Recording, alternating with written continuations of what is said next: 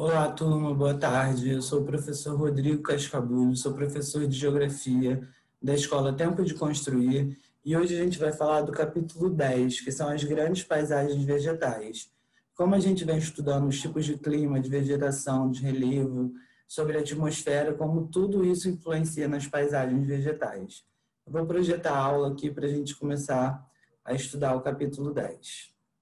Bom, vou pedir para os alunos abrirem no capítulo 10, na página 249, que a gente vai falar um pouco sobre os tipos de vegetação do mundo. A composição dinâmica da biosfera produz diferentes vegetações, climas, relevos, entre outros. Dessa forma, as paisagens naturais variam de grandes florestas tropicais a desertos, montanhas e imensas geleiras.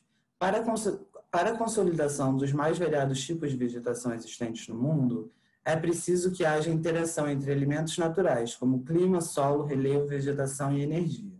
Bom, então, como a gente estudou, né, a partir da erosão, né, no caso a energia aqui, do clima, do solo, do relevo, isso vai definir a vegetação. Mesmo que o solo seja muito rico, dependendo do clima, a floresta não vai se desenvolver muito. Bom, isso fica evidente quando notamos as regiões com predominância de clima quente e chuvoso, que deriva das grandes florestas tropicais, com enorme umidade e precipitação.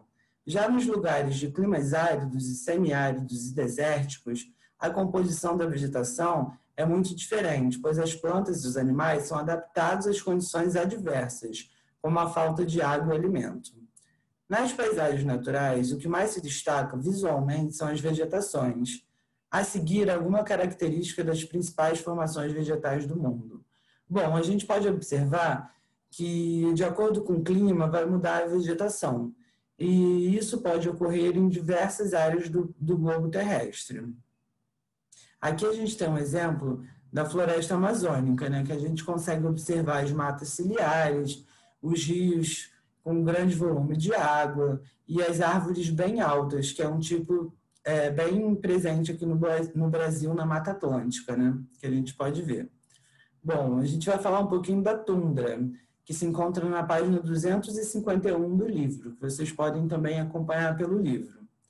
A tundra é um tipo de bioma localizado no hemisfério norte do planeta, nas regiões próximas ao Ártico, precisamente no norte da América, da Europa e em outras localidades, como Alasca e a Sibéria.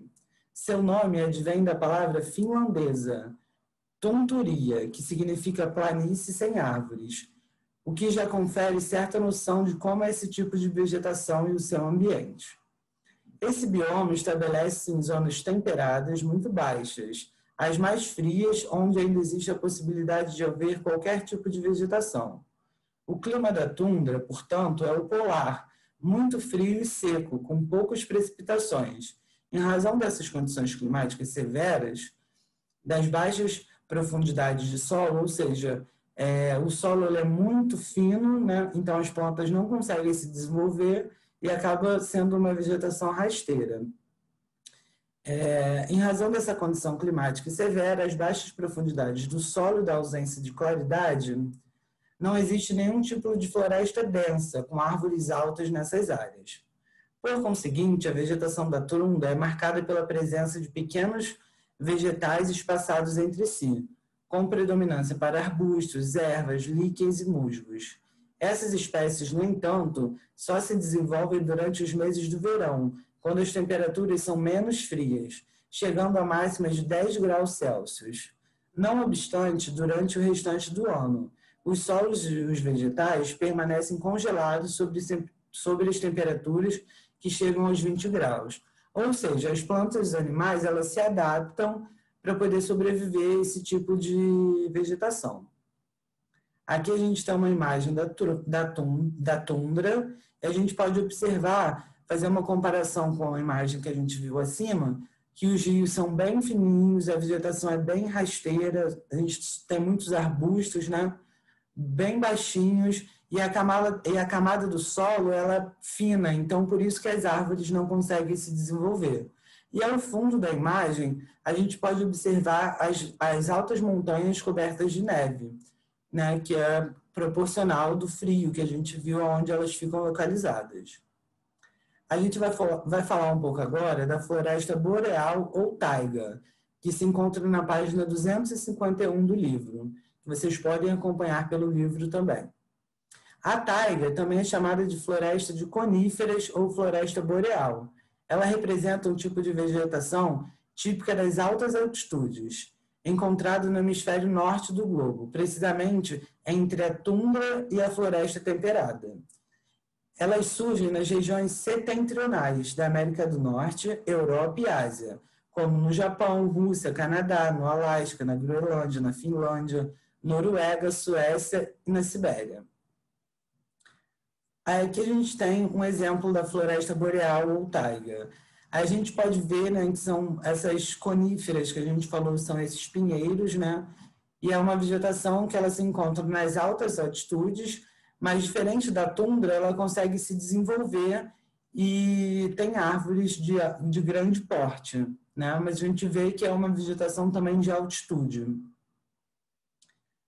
Floresta temperada. A floresta temperada é um bioma encontrado no centro da Europa, sul da Austrália, Chile, leste da Ásia, principalmente na Coreia, no Japão e algumas partes da China e no leste dos Estados Unidos.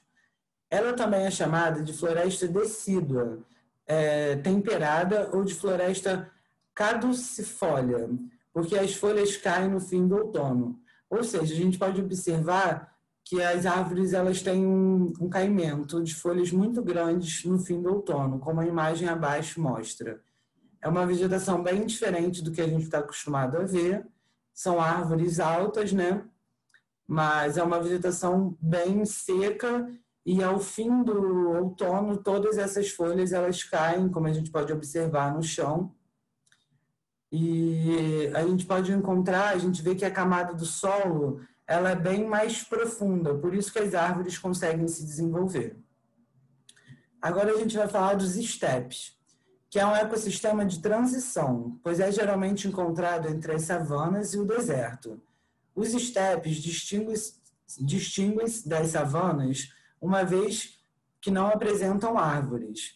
Ele se aproxima das pradarias, no entanto, difere dela no clima e na flora. Como a gente vem falando, o clima influencia muito no tipo de floresta, né? Assim, o clima é mais úmido nas pradarias e mais árido nos estepes, em relação à flora. A altura da vegetação é maior nas pradarias do que nos estepes. Os estepes surgem nas regiões que geralmente apresentam clima continental e árido, sendo encontradas na Europa, na América, na Ásia Central e na África. No Brasil, esse tipo de vegetação ocorre nas regiões semiáridas e, portanto, o bioma é denominado caatinga, típico da região Nordeste. Estepes. No geral, os estepes apresentam solos férteis, ricos em humus, o que leva a ser utilizado para plantação e cultivo agrícola, além da criação de gado. Entretanto, por sofrer com a escassez de chuva e, consequentemente, com a seca, em alguns estepes há solos subdesenvolvidos, rasos. Como a gente viu, o solo raso significa o solo que ele não tem uma profundidade muito grande. E esses solos também eles podem ser muito arenosos e rochosos. Eles apresentam poucos nutrientes, impedindo o cultivo, tal qual em regiões da África. Aqui a gente tem uma imagem dos estepes que a gente pode ver, né, que ao fundo tem uma grande cadeia montanhosa, né, e aqui aparece o período de transição, né, que é uma vegetação bem rasteira e o solo não é desenvolvido. Então, por isso que não tem árvores altas, né? Como a gente viu, o solo é pobre e a camada dele é muito fina, então por isso não se desenvolve tanto. Já nas pradarias, a gente tem outra imagem, a gente consegue ver o solo bem desenvolvido, né? Porque a gente vê a presença de árvores bem altas, as montanhas ao fundo e a criação de boi, no caso dessa imagem que a gente está vendo, né? Que é a criação do gado, né? Para venda e para o nosso consumo. As pradarias, ou relvados, indicam um tipo de vegetação herbácea fechada, semelhante aos estepes, ou seja, coberta de vegetação rasteira, de grama, de capim, e em vastas planícies desprovidas de árvores e arbustos.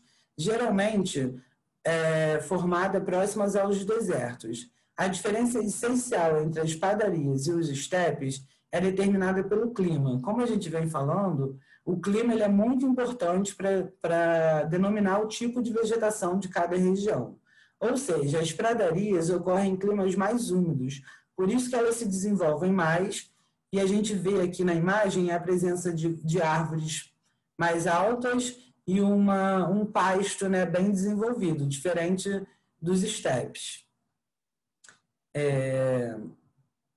Enquanto os estepes ocorrem em climas mais secos, como a gente viu, a vegetação não se desenvolve.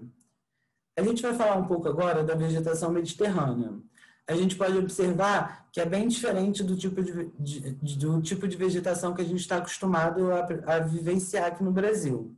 Uma vegetação ela é composta por características da costa mediterrânea. Ela é localizada principalmente no norte da África do Sul e da Europa. Embora esteja presente em outras partes do globo, como Estados Unidos, Califórnia, Chile, sul da África e o sul da Austrália, a vegetação mediterrânea ela possui 3 tipos de estratos vegetativos, ou seja, ela apresenta uma vegetação com 3 tamanhos ou alturas diferentes, a saber, o arbóreo, arbustivo e herbáceo.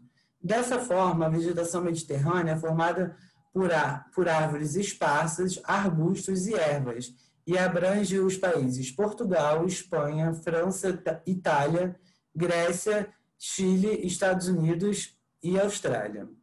Agora a gente vai falar sobre um pouquinho do solo e o clima dessa vegetação. Com as regiões de solo calcário ou granítico, o solo da vegetação mediterrânea apresenta coloração avermelhada ou amarelada, o que indica forte presença de óxido de ferro. Essa vegetação apresenta clima mediterrâneo, os quais são encontrados nas zonas temperadas do globo. Esse tipo de clima apresenta invernos frios, com temperaturas mínimas de 0 graus Celsius, e úmidos, alto índice pluviométrico, ou seja, chove muito, e verões quentes que ultrapassam a temperatura de 30 graus Celsius e secos. A fauna e a flora, segundo as pesquisas, depois da floresta amazônica, é considerada a maior do mundo. A vegetação mediterrânea apresenta a maior biodiversidade do planeta, com aproximadamente 25 mil espécies de diferentes vegetais, o que representa quase 10% da flora existente do planeta. Assim, fica claro que a fauna e a flora que compõem o ecossistema mediterrâneo apresentam enorme diversidade. A fauna, além de enorme quantidade de insetos, há diversas espécies de roedores, corvos, corujas, falcões, águias, coelhos, lebres, lobos, raposas, linces, veados, javalis, largatos, cobras, dentre outros. A flora é formada por sobreiro, mondronheiro, cedro, carvalho, cispestres, azinheira, oliveira, pinheiros, cactos, loureiros, entre outros.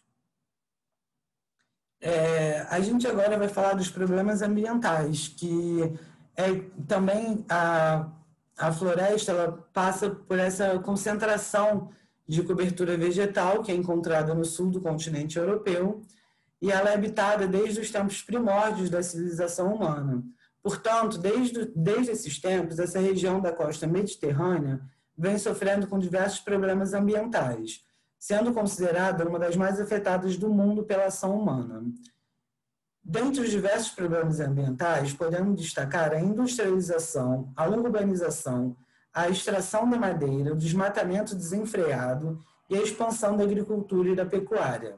Note que a vegetação mediterrânea é altamente sensível ao processo de desertificação, ou seja, se ela for desmatada, há grande chance de ocorrer um processo de desertificação, ou seja, dessa floresta virar um deserto. E isso vem aumentando decorrente da ação humana.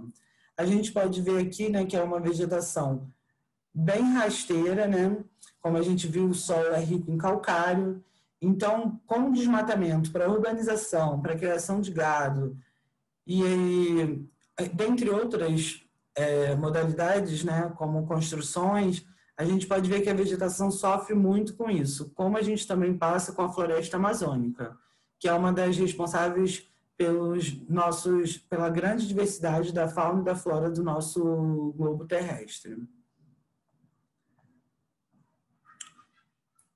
Bom, agora o dever de casa que a gente ficou para fazer foi da página 261 a 264, e na próxima aula a gente corrige o dever, tudo bem?